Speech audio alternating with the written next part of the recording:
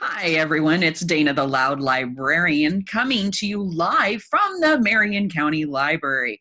What I'm going to do today is I am going to sit with Jessica, and we are going to play a game on Board Game Arena. So you guys see how to play a game.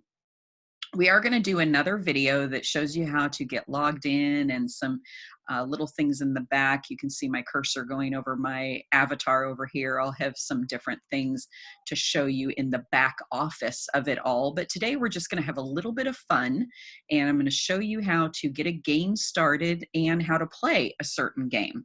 So I'm on my home page right now. I'm going to click play now. And once the little cloud goes away, oh, look, Jessica's already listed. But if I didn't want to play with Jessica, I could click that little X right there, which I do want to play with Jessica. But just in case, I was looking for someone that's maybe not listed right here. Maybe I'm looking for McSlim. And she's not on right now. And you can tell right here because her little dot is not green, but you can still invite people to a game. So I'm going to go back and find a friend. And again, Jessica's listed. So I'm just going to click on her. And again, we can invite more, or I can delete her. And then I'm going to scroll down. These are all my favorite games. Yes, I play a lot of games. I'm going to scroll and scroll, and I'm going to teach Jessica how to play Dingo's Dreams today. It is a beta game, which means it has come out of its alpha stage, and anyone can play it, but there might still be some bugs in the game. So I'm going to click play now. And I'm going to ask Jessica not to click anything yet because there are some settings down here on table configuration. She's not joined the game yet, so we are okay. So over here where it says game mode, I'm going to change that to normal mode.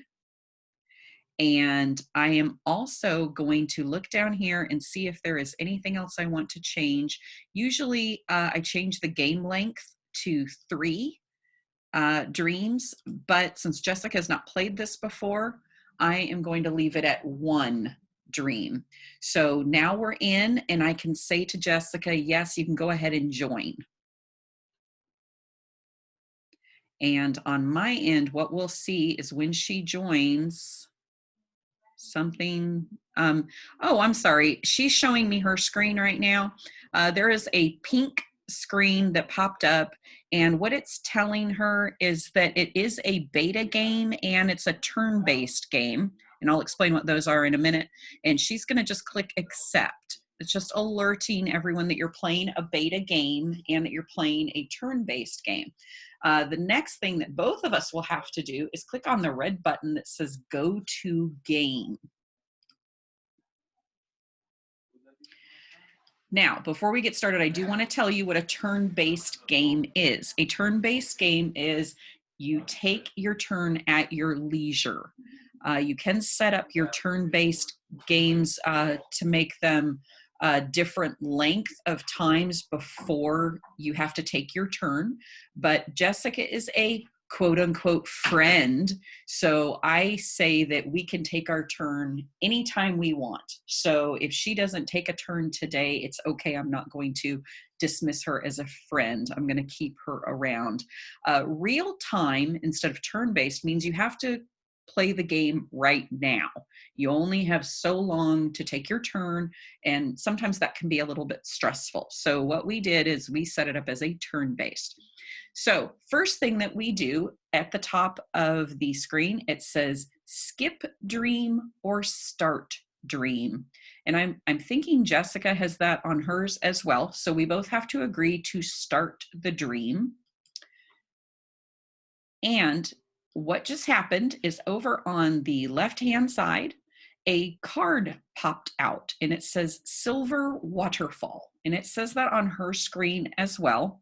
We have 24 cards left, and every time a card is flipped over, it changes the cards on your screen. It almost turns it into a wild card. I'm looking to place koalas on my screen. Jessica is going to place dingoes on hers. And if you notice up in the corner here, I have a koala bear that is allowing me to slide him into my dreamscape. When I slide him in, another tile at the other end of the dreamscape will pop out. And then I will have to slide that one in. What we are trying to do is make the screen look like the dream card. And your marked locations are the little bullseyes. And that's where you want to have your animal placed. And that's how you finish the game, is to place your animals there. You don't simply just get to pick up your animal and put it there, though. You do have to do it like a slide puzzle and move that around. And then again, you have these cards that flip over. And if you have any silver waterfalls on your screen, those would turn into a koala bear or a dingo on Jessica's side. So I am going to just place this koala here. And if you notice, everything slid down and a tile popped out of the bottom. And so now a card flipped over, it gave us red mountain. So any red mountains that you have on your screen, and I'll scroll down just a little bit so you can see Jessica's. So she has 3 dingoes placed already. And I have 3 koalas. So it's now a racing game to see who's going to get to their spot first. So when you have something that's not a koala or a dingo or whatever your animal is, you can just place it into your dreamscape and try to move things around where you need them to go. And right here it's saying, or it said other players. Jessica's going a little fast. I think she just wants to win is what's happening. But it lets you know that it's your turn, or sorry, and I just got someone just popped up in my I just got a chat that popped up into the game. So that can happen every once in a while if someone is chatting with you that is maybe not playing the game with you. Maybe they want to start a game with you, but you can actually chat at the table. And I can send something to Jessica and she will get that on her end and possibly respond. Hello. So another thing in the chat window is you have an audio call. And I believe only premium members can set those up, but anyone can join an audio call. There is also a video call that you can do. And these are kind of fun. They're little meeples. Also, they're helpful because if you have to type something really quick, like, sorry, I have an emergency, I will be back in a few seconds, you don't have time to write all that. So you can just click on that. The other thing that you can do is get rid of that because you can use your mouse cursor as a pointer. So Jessica and I happen to be in the same room, so this is not exactly helpful, but if she were, let's say, I don't know, in Canada and I were playing with her, maybe I wasn't able to chat verbally with her, I could use the pointer and point, and as you can see, my name is moving around. Maybe I want to tell her, oh, you need to put your dingo here, don't forget. So that's helpful there. I'm going to click that. All right, so it says other players must slide their extra tile into the dreamscape. So if I were to do it right now, it'll say, it's not your turn. So I have to be patient and wait. Oh, your tiles are not always dingo.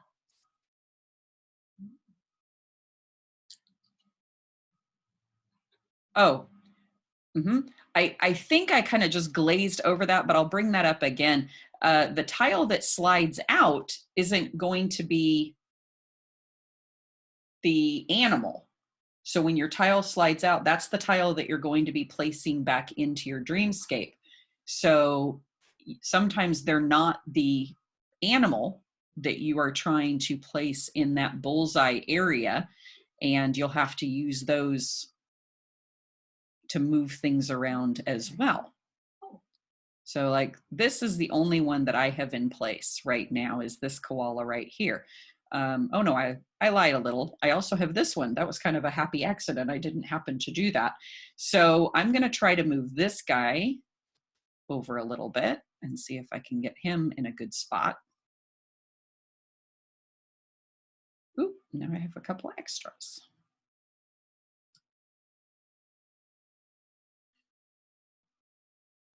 And so this proceeds until, and if you look over here onto your right-hand side, it tells you what your scores are, how many moves are needed. It also, if you needed to hover over, okay, who am I playing with again? You can actually hover over their name and even click on them to get some information about that.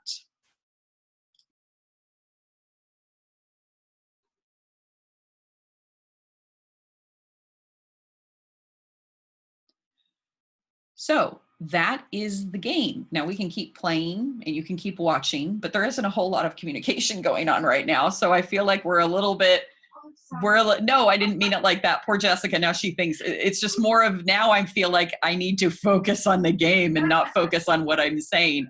So, but that's the gist of the game, is you constantly keep moving around your animals until you get them in the spots that you need. What's cool about this game is once you get the hang of this version, there are other versions that you can play of the same game. So if you have littles in the family, or maybe you're playing with your younger cousin this Christmas, there is a version where all you have to do is get the animals all in just one line, and that gets them able to play a game with you that is more their speed. There are also more strategies and harder portions of the game where there are hazards that you can put into your dreamscape. So this is the basic version, but it's pretty fun. We've had a good time playing this at some of our game nights and game mornings. So feel free to check this out. Again, this is called Dingo's Dreams, and I'm the Loud Librarian, and you've been watching me play Dingo's Dreams with Jessica. Hope to see you again soon.